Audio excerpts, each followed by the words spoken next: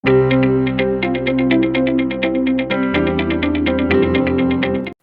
Ade Sumanto dari NDLC. Hari ini saya dalam sesi psikologi Anda akan membahas tentang internal motivation and external motivation. Apa itu? Kita ketahui setiap orang ternyata punya pola-pola kerja tersendiri. Nah, saya jelaskan dulu apa itu internal motivation. Internal motivation adalah orang-orang yang motivasinya terdorong oleh pikirannya, harapannya, caranya, persepsinya sendiri. Jadi biasanya orang-orang internal itu kalau bekerja, mereka punya cara sendiri, punya passion sendiri. Mereka bisa mengatur waktu, timing, semangat, dan lain sebagainya. Ini luar biasa ya, orang-orang yang memiliki motivasi internal gitu ya. Orang-orang yang motivasinya internal juga mereka biasanya dalam bekerja lebih membutuhkan satu ruang, ada jeda, ada waktu di mana mereka bisa mengembangkan style dan kemampuan mereka. Nah, itu orang jenis pertama. Lalu orang-orang yang jenis style kedua adalah orang-orang yang motivasinya terdorong dari luar. Nah, biasanya orang-orang ini harus dipaksa, harus didorong, harus diberi insight terlebih dahulu, atau bahkan juga kadang-kadang perlu motivasi dan monitoring yang rutin. Karena apa?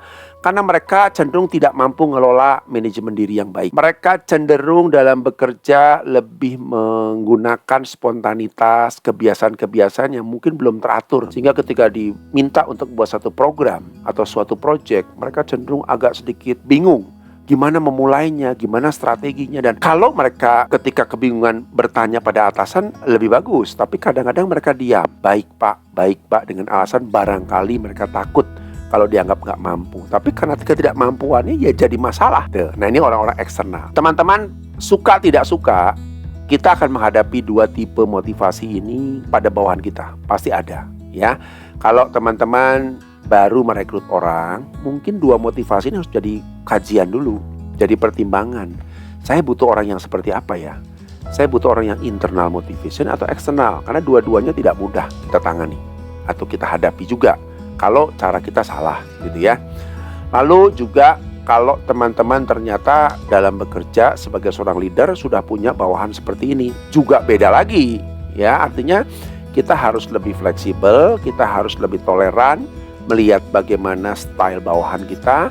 Yang penting kita fokus pada tujuan. Oke, kita bahas satu-satu. Orang-orang yang internal motivationnya cukup tinggi, ini orang yang dia punya cara untuk mengatur kecepatan kerjanya secara sistematis.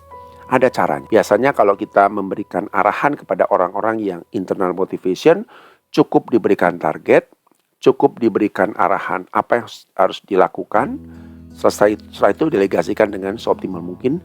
Biarkan dia melakukan pekerjaan dengan caranya sendiri. Nah, ini tipe-tipenya seperti itu. Bahkan kalau dalam beberapa case, orang-orang yang internal motivationnya tinggi, mereka agak sulit kalau kita terlalu detail mengarahkannya. Kalau terlalu satu step by step sesuai dengan kebiasaan kita akan sulit. Ini juga akan menjadi kendala.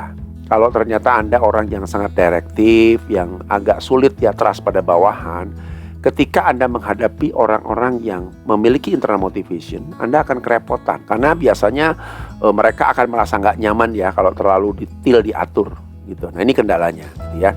Nah, lalu orang-orang yang internal motivationnya tinggi, mereka umumnya dalam bekerja butuh satu pengetahuan, butuh satu informasi yang lengkap. Mungkin kalau Anda memberikan arahan atau instruksi kepada orang-orang yang internal motivasinya tinggi, mereka akan terlihat jadi seperti orang yang cerewet, tanya sana, tanya sini. Tujuannya apa? Buat dia, saya ingin punya informasi yang lengkap, data yang lengkap, sehingga ketika saya mengambil satu tindakan, semua sudah terstruktur, tersistematis, sesuai dengan pace, sesuai dengan rule, sesuai dengan minutes waktu yang sudah dia miliki.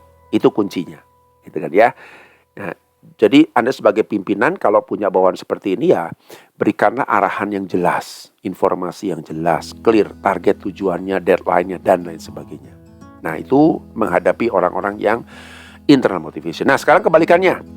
Kalau Anda menghadapi orang-orang yang ternyata punya external motivation yang tinggi. Nah, ini kadang-kadang saya lihat atasan-atasan yang sepandang tinggi gitu ya. Aduh, ini kok anak nggak ngerti-ngerti. Aduh, ini kok nggak jalan. Aduh, kenapa kok saya sudah berikan target nggak selesai. Karena alasannya sibuk sana, sibuk sini. Nah, kita lihat dulu ya. Orang-orang yang punya external motivation itu juga ada beberapa jenis. Yang pertama berkaitan dengan kemampuan. Memang dia nggak mampu, IQ-nya barangkali, kemampuan berpikirnya barangkali. Ya, jadi salah Anda kalau Anda ternyata punya orang-orang seperti ini, tapi Anda tidak menyadari bagaimana cara menghadapinya. Ya, karena kalau sudah kemampuan susah, Pak. Walaupun sempat tahun-tahun 80-an ada satu gerakan tentang EQ. EQ segala-galanya, IQ sudah tidak penting. Saya tidak setuju. Pada akhirnya IQ juga menentukan bagaimana orang itu harus menyelesaikan banyak masalah, mengatur pekerjaannya, memanage pekerjaannya. Nah, kalau mereka sendiri IQ-nya rendah dan tidak bisa manage pekerjaan, bagaimana mereka mengembangkan hal yang lain? Itu yang satu. Lalu ada jenis yang kedua, orang-orang external motivation itu adalah orang yang biasanya pride-nya tinggi tapi kemampuan rendah. Nah, ini yang agak repot nih. Jadi kadang-kadang mereka nggak mau nanya, nggak mau mengklarifikasi, sok tahu. Siap Bu, siap Pak, oke kita laksanakan. Tapi hasilnya zong. Dan itu bukan 1-2 kali, berkali-kali kita berikan tugas, tidak pernah selesai. Berkali-kali tugas yang penting tidak pernah memanage waktunya dengan baik. Umumnya molor, tunda, dan lain sebagainya. Lalu yang ketiga nih yang masalah nih ya, jenis orang-orang external motivation yang memang sudah dasarnya malas. Mungkin malas tuh bukan malas dalam dia nggak mau kerja, nggak, tapi kebiasaan santai. Santai, menunda waktu, terbiasa dengan entar dulu, entar esok, dan lain sebagainya. Untuk khususnya orang ketiga, kita mesti lebih wise gitu ya. Artinya wise tuh kalau dimarahin terus juga akhirnya mereka nggak bisa kerja, tapi juga jangan terlalu dilepas. Dengan gayanya dia repot juga, karena kita sebagai pimpinan tentunya dikejar target departemen. Itu tipe orang-orang. Nah, orang-orang eksternal ini orang-orang yang kadang-kadang karena tidak bisa memanage diri dengan baik, akibatnya ketika mereka menghadapi pekerjaan yang memiliki deadline, atasan yang sepaneng. Mulai dengan atasan yang darah tinggi gitu ya, selalu panggil lagi, kenapa nggak selesai, dijelaskan, diarahkan, dibantu, mendetilkan, ya, oke, semangat, ya. Tapi kadang-kadang tidak berlaku lama, hanya berlaku 2-3 hari, kemudian mulai lagi kebiasaannya terus menerus, gitu ya. Dan memang dia ciri external motivation itu benar-benar dari eksternal. Harus dipaksa, dipush, diomelin, ditekan, baru dia kerjakan ya. Walaupun kualitasnya kadang-kadang ya, karena akhirnya dipaksa dari luar dan terburu-buru juga tidak optimal. Teman-teman akan menghadapi 2 tipe ini selama kita bekerja dimanapun juga ya. Jadi pastikanlah kita tahu betul bawahan saya ini jenis yang mana. Atau sebenarnya dua-duanya ada, hanya mungkin dominannya kemana, ke arah eksternal atau ke arah internal. Intinya adalah bagaimana kita sebagai leader mengatur, mengelola agar kita sendiri nggak pusing gitu ya menghadapi 2 tipe tersebut. Karena dua-duanya pun punya sisi negatif. Orang-orang internal motivation, walaupun sisi tertentu bagus ya, artinya mandiri, kita bisa delegasikan dengan baik, tapi ada sisi negatifnya dari orang-orang yang internal motivation, yaitu mereka seringkali tidak bisa cepat karena menggunakan caranya. Itu satu. Yang kedua, kadang-kadang mereka membutuhkan waktu untuk menyelesaikan tugas. Ya kalau kebetulan orangnya cepat, ya kita tektok ya, cocok gitu ya. Tapi kalau kebetulan Anda mendapat orang yang lambat, ya sudah, konsekuensinya Anda harus juga terima. Itu sisi lemahnya dari orang-orang internal. Lalu orang eksternal bagaimana? Ada positifnya juga. Tidak berarti tadi saya sebutkan, wah negatif semua nih, nggak ada benernya. Enggak. Mereka tuh cepat menerima instruksi, cepat. Tapi Anda harus kontrol step by step, langkah demi langkah. Karena apa? Kadang-kadang cepatnya mereka itu karena tidak dibarengi dengan sistem pola berpikir yang baik. Cepat tapi kualitasnya mesti hati-hati. Kadang-kadang lupa di hal tertentu, lupa di hal lain dan lain sebagainya.